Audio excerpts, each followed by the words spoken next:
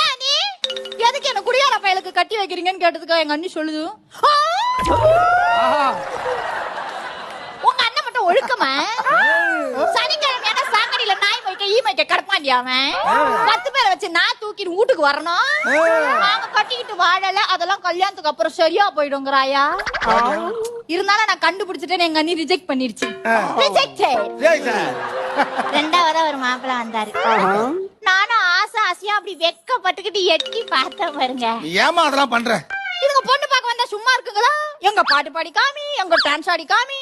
சரி நமக்கு தான் பாடவும் வரும் ஆடவும் வருவோமே, ஒரு ஆட்டத்தை ஆடி பார்ப்போம்னு எங்க அண்ணி சொல்லி கொடுத்தாங்க ஒரு பாட்டு.